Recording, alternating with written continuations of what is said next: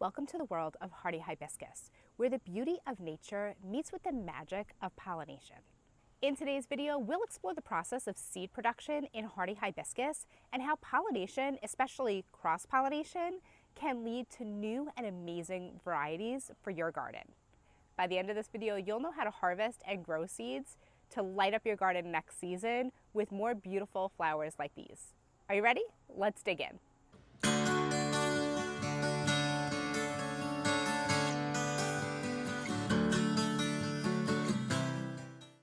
Hardy hibiscus, with their large showy flowers, are not just a visual treat, but they also have a fascinating reproductive process which allows gardeners to harvest and grow new plants from seed. So if you're interested in experimenting with hybrid varieties or creating something new, then understanding the role of pollination in this process is key. This video is the first of a two-part series that I'm doing on hardy hibiscus. Today's video is going to be all about producing seed, harvesting seed, and being able to grow new plants from seed.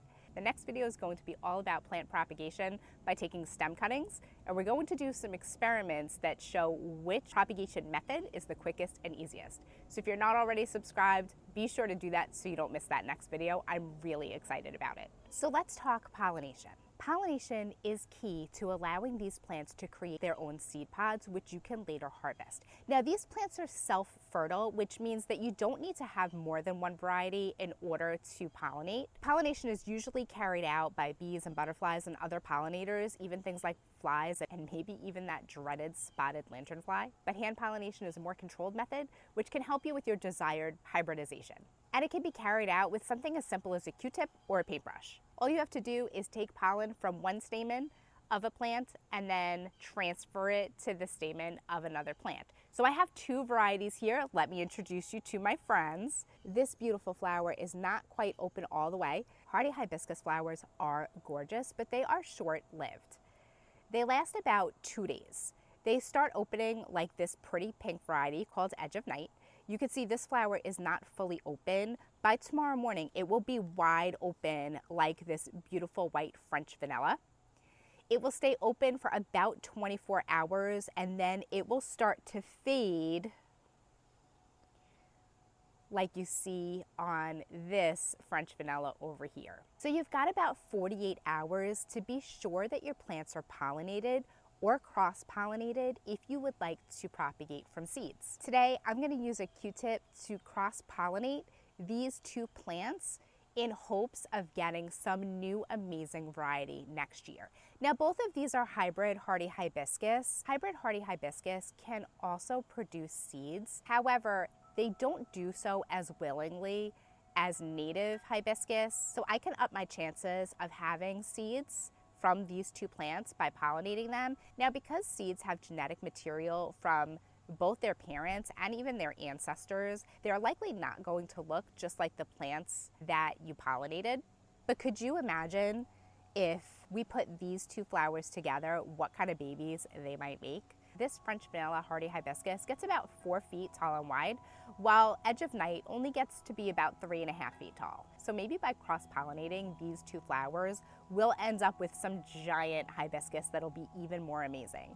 But just like your child might have a grandparent's features, you might find that you get plants that are completely different colors or completely different sizes, which just adds to the intrigue and the excitement.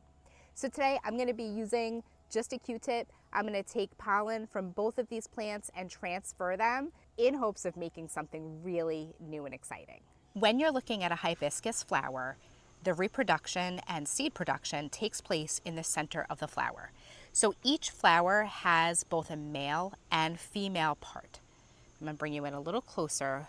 Hopefully you'll be able to see this well. So this long part here is the stamen, and that is where the pollen is produced. That's considered the male part of the flower. The tip, which is a little bit of a different color on this flower, it's more of like a pink. I'm pointing to it here, hopefully you can see it.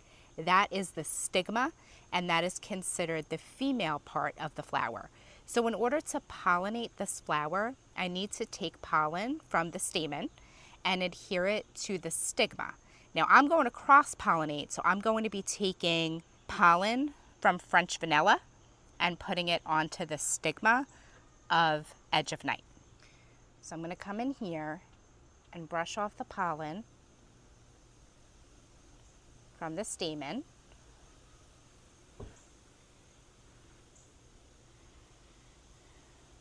You can see there is a lot of pollen on there just from that little brush. And now I'm going to bring that to the stigma here and make sure that the pollen transfers. Now the stigma is a little bit sticky, so it usually catches onto that pollen relatively easy. So now in this instance, French vanilla would be considered the father and Edge of Night would be considered the mother. So now I can flip my Q-tip over and repeat the process in the opposite way. I'm going to take pollen from the stamen of Edge of Night. Again, you can see there's quite a bit on there.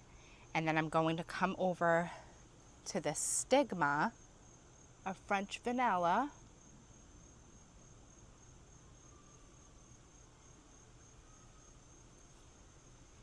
And now these two have been cross-pollinated, so hopefully they make some beautiful babies. It's important to note that if you do hope to generate and be able to harvest from your hardy hibiscus, you don't want to deadhead your flowers. The longer they stay on there, the better chance you have at them producing seed.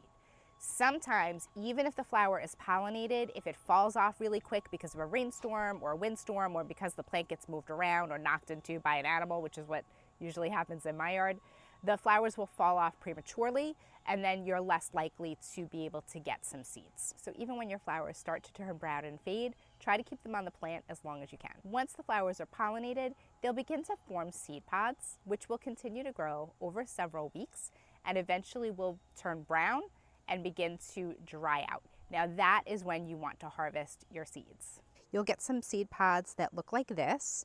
Once the seed pods have turned brown and have dried out, you want to carefully clip them and store them in a Ziploc bag or another airtight container. Sometimes those seed pods can contain bugs, so you definitely don't want to just bring them in your house in case anything crawls out of them. It happens. Then you can store them in that airtight container in your refrigerator over the winter. Hardy hibiscus seeds benefit from a cold vernalization period. They need to be exposed to cold for 4 to 6 weeks in order to germinate. One way that you can achieve this is by placing them in a wet paper towel back in that same Ziploc bag and into your refrigerator about 6 weeks before you're ready to take them out and start planting them. Now, in order to get hardy hibiscus to bloom the first year from seed, you need to start those seeds 10 to 12 weeks before your last expected frost date. It's also helpful to scarify the seeds, to scrape them a little bit in order to allow that water to penetrate into the seed. You want to put them in a seed tray and preferably in a very sunny window or under grow lights to give them the best chance to germinate. Once the seeds start to sprout, you want to transplant them in about 4 to 5 weeks, and you want to be careful not to disturb the taproot of the plant. If you want your plant to bush out and really be beautiful, it's important also to pinch the tip when the plant is about 6 inches tall. That will allow it to bush out and really be beautiful. When you don't pinch back, you will end up with one big long stalk, and that's pretty much it, which isn't going to be as beautiful as if you had many branches. So don't skip that step, even though sometimes it feels counterintuitive.